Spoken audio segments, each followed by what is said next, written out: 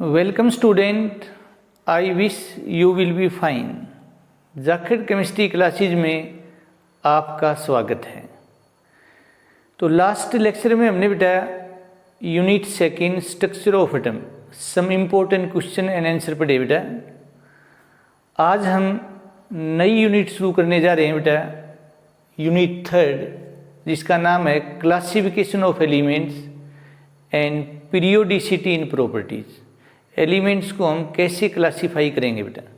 जैसे एक क्लास में 20 स्टूडेंट होते हैं या 30 होते हैं या 40 होते हैं, तो अलग अलग हम जैसे हाउस बनाते हैं बेटे, Shivaji house, Maharana Pratap house, Lakshmibai house, Sarojini Naidu house. तो उससे क्या होगा, उनकी ड्रेस अलग अलग होती है बेटा, तो उन बच्चों को आइडेंटिफाई करना आसान होता है बेटा। ऐसे ही पीरियडिक टेबल में 118 एलिमेंट हैं बेटा, उनको भी अलग अलग ग्रुप में या पीरियड में क्लासीफाई किया हुआ है, जिससे उनकी स्टडी इजी हो जाती है, सिस्टमेटिक हो जाती है बेटा। इसलिए क्लासिफिकेशन की जरूरत पड़ती है बेटा। और आज का हमारा टॉपिक है बेटा डॉबनर, साइंटिस्ट का नाम है बेटा डॉबनर्स ट्राइड लॉ। क्या होता है? ओक्टाव्स रूल, न्यूलैंड ने दिया था बेटा, ब्रिटिश साइंटिस्ट। वो क्या होता है? मेनलीव्स पीरियडिक लॉ क्या होता है? मेनलीव्स पीरियडिक टेबल क्या होती है? और इसमें जिक्र हम लोदरमीर का भी जरूर करेंगे बेटा। तो आज का लेक्चर हम स्टार्ट करते हैं बेटा। डॉबनर्स बेटा, साइंटिस्ट का नाम है बेटा डॉबनर्स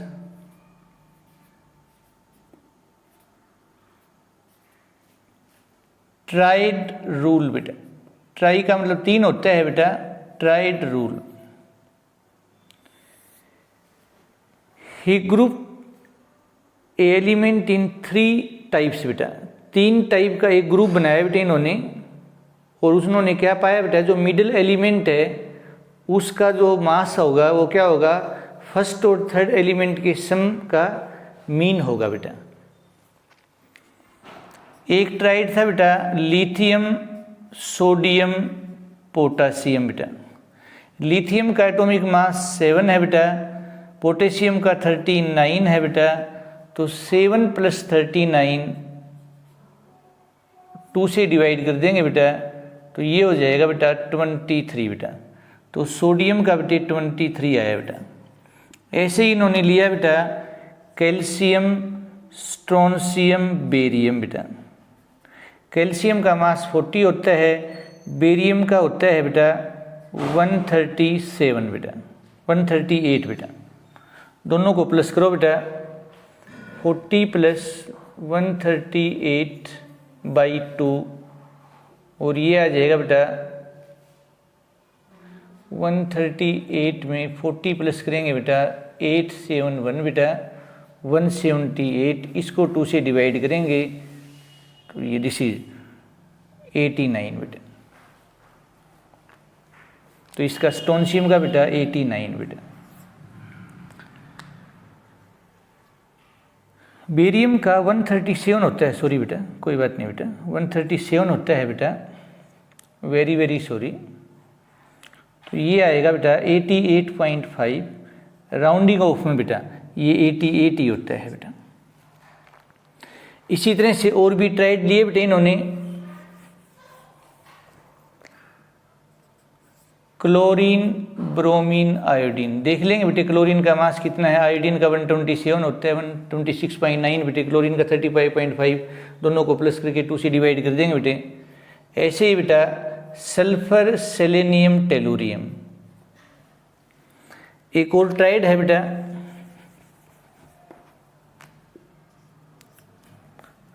फास्फोरस आर्सेनिक एंटीमनी बेटा।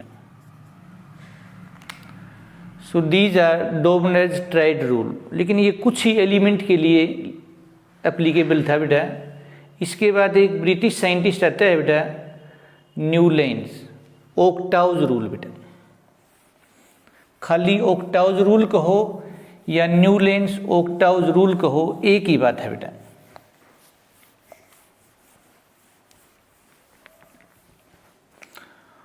ओक्टाव्स रूल या न्यूलैंड्स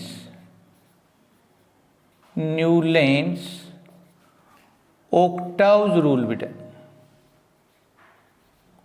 इसमें कोई डिफरेंस नहीं है बेटा। He arranged the elements in increasing order of their atomic weights कहो या atomic masses, and he noticed that every eighth element had similar property to first element।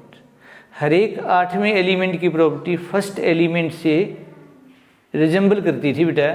तो ये एक प्रकार से हो गया बेटा जो म्यूजिकल टोन होता है सा रे गा मा पा धा नी सा, उसके बेस पे बेटा। ध्यान से देखना बेटा, beryllium, boron, carbon, nitrogen, oxygen, fluorine, noble gas की डिस्कवरी नहीं हुई थी बेटा। फिर है बेटा sodium, magnesium, aluminium, silicon, phosphorus, sulphur, chlorine, argon की डिस्कवरी नहीं हुई थी बेटा नोबल गैस की। उसके बाद है बेटा पोटेशियम और फिर है बेटा कैल्शियम। तो इसकी प्रॉपर्टी इससे मिलती थी बेटा 1 2 3 4 5 6 7 8, और इसकी बेटे 1 2 3 4 5 6 7 8 बेटे इससे मिलती थी बेटा। तो he arrange the elements in increasing order of their atomic masses and he notice that every eighth element had similar property to first element. Mass की बात करें, लिथियम का कितना होता है बेटा 6.97 लिख देते हैं।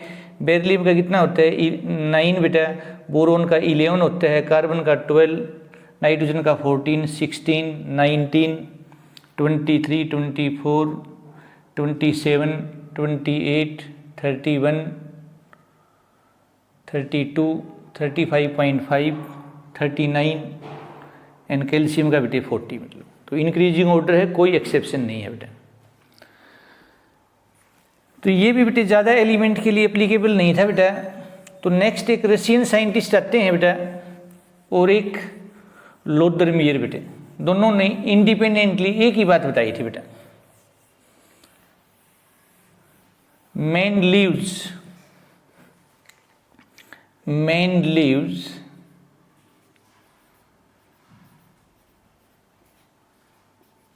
Periodic law.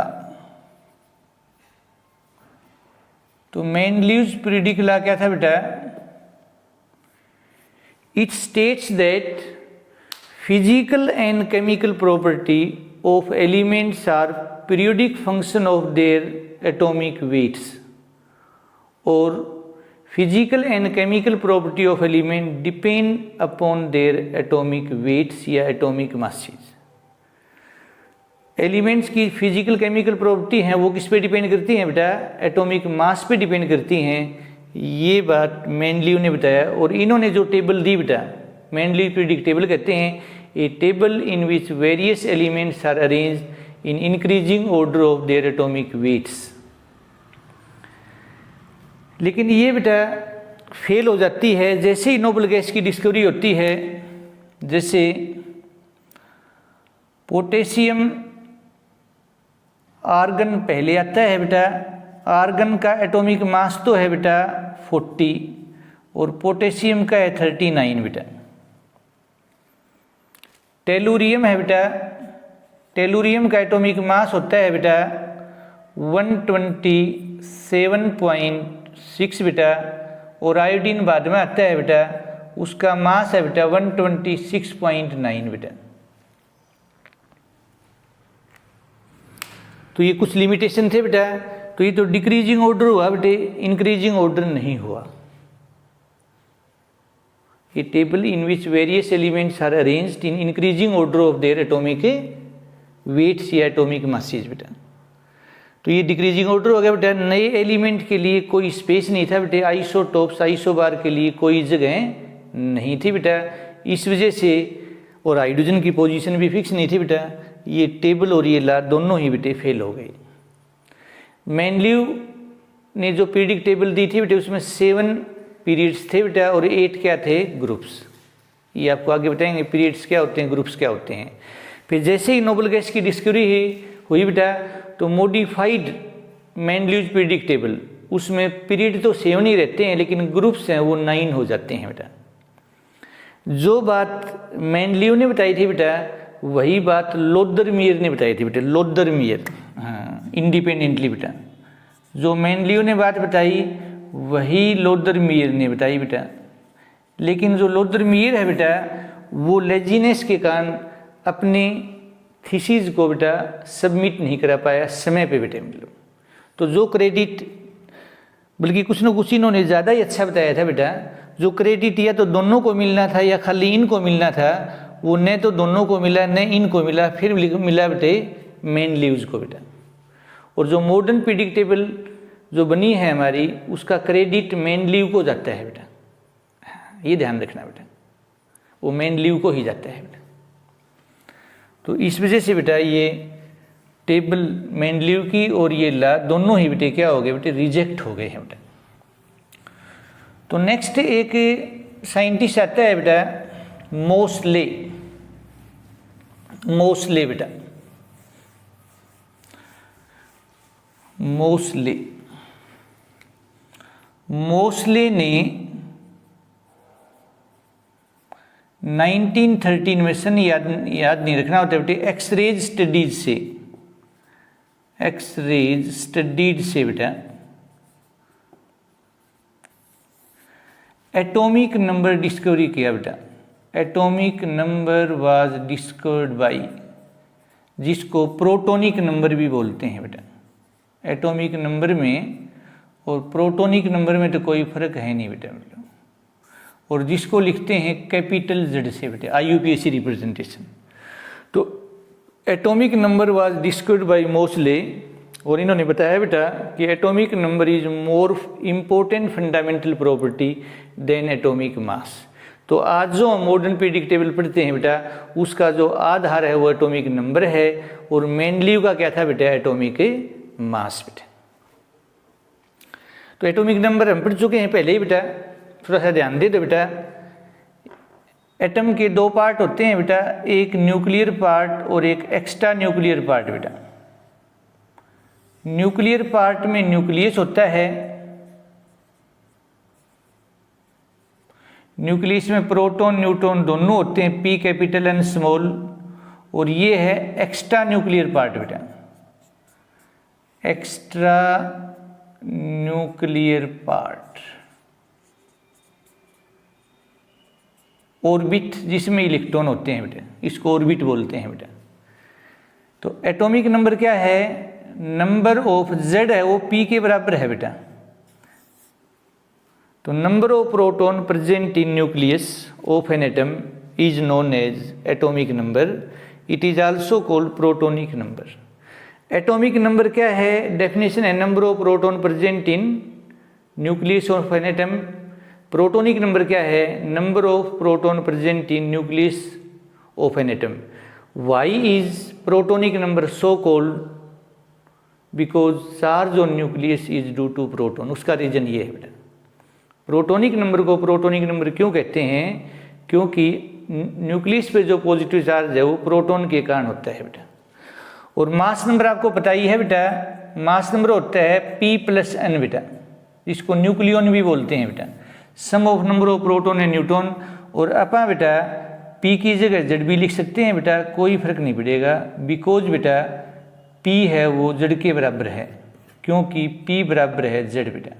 एक बात है बेटा, वो एक अलग बात है बेटे कि एक न्यूट्रल एटम में जितने प्रोटॉन होते हैं उतने इलेक्ट्रॉन भी होते हैं, लेकिन डेफिनेशन में कभी भी ये नहीं आएगा, मास नंबर की डेफिनेशन में यही आएगा, it is sum of number of proton and neutron, कभी भी इलेक्ट्रॉन एंड न्यूट्रॉन नहीं आएगा बेटा। तो दिस इज बेटा मास नंबर, और एटॉमिक मास होगा sum of mass of proton and neutron. वो प्रोटॉन न्यूट्रॉन के मास का जोड़ है और ये नंबर का जोड़ है। मास नंबर की कोई यूनिट नहीं होती, एटॉमिक मास की यूनिट होती है बेटा। तो उम्मीद है बेटा आप बच्चों को आज का लेक्चर समझ आया होगा। अगर आपको आज का लेक्चर समझ आया है तो आप इस वीडियो को लाइक करें, अपने दोस्तों में ज़रूर शेयर करें, और आपकी कोई भी केमिस्ट्री की प्रॉब्लम है तो कमेंट बॉक्स में कमेंट करें बेटा। Thank you and have a nice day.